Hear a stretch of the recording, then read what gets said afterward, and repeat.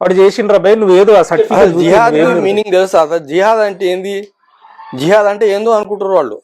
జిహాద్ అంటే self defence. నీ మీద వాడు కత్తి దూయడానికి వచ్చిండు, నువ్వు అన్ని అడ్డుకుంటున్నావు. అడ్డుకోవడాన్ని జిహాద్ అంటారు. జిహాద్ అంటే నువ్వు వెళ్ళి కత్తి తీసుకొని వెళ్ళి వాడిని చంపడానికి కాదు. నిన్ను కత్తి తీసుకొని ఎవడన్నా చంపడానికి వస్తే వాడిని నువ్వు అడ్డుకుంటావు. సెల్ఫ్ డిఫెన్స్ అంటారు. సెల్ఫ్ డిఫెన్స్ కోసం చేసే జద్దోజహాద్ కృషి ఏదైతే ఉందో దాన్ని అంటారు జిహాద్. దీనికి అర్థం కూడా తెలియదు. ఆ జిహాదు, ఈ జిహాదు, లవ్ జిహాదు. జిహాద్ అంటే నీకు అర్థమే తెలియదు. నేను విషయం అంటే విషయం తింటాను, నాకు విషయం ఇంత పెట్టు అని అన్నట్టుగా ఉంది నీకు. నీకు విషయం అంటే తెలియదు, అమృతం అంటే తెలియదు. జిహాద్ అంటే నీకు తెలియదు. డిఫెన్స్ అని నువ్వు చూసుకో, గూగుల్లో అడుగు చెప్తుంది. జిహాద్ అంటే ఏంది మీనింగ్ అడుగు. ప్రతిదానికి ఒకటి జిహాద్ పెట్టి బిర్యానీ జిహాదు, లవ్ జిహాదు, ఓట్ జిహాదు, ఎన్ని జిహాదులు అని పెడతారా? ఈ మీరే కలుపు. ఎవరికి రాదు జిహాద్. ఎవరికి జిహాద్ అంటే ఒక పవిత్రమైన వర్డ్ అది. అల్లా యొక్క రాస్తాలో జదోజహాద్ చేయడం అంటారు.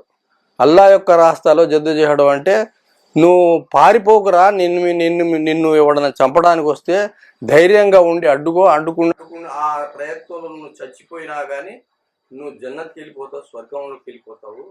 కాబట్టి నువ్వు దాన్ని అడ్డుకో అని చెప్తుంది జిహాదు. అంతేగాని నేను పారిపోమని కాదు. పారిపోవడాన్ని ఆపుతుంది జిహాదు. నువ్వు పారిపోకు, నువ్వు బాధితుడు కాదు, నువ్వు బాధితుడు కావద్దు, నువ్వు అడ్డుకో.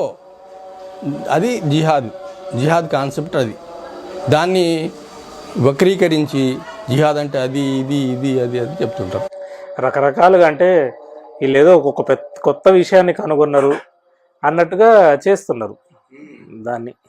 అంటే వీళ్ళు పార్టీలకు బాగా పనిచేస్తున్నారు అనేది తెలుస్తుంది సార్. సామాన్య జనానికి కూడా తెలుస్తుంది పార్టీలకు కొమ్ముగా వస్తున్నారు అనేది.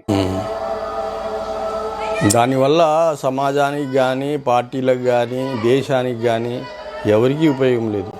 అందరికీ నష్టమే. వ్యక్తికి నష్టము, సమాజానికి, అందరికీ నష్టమే. అట్లా చెడుని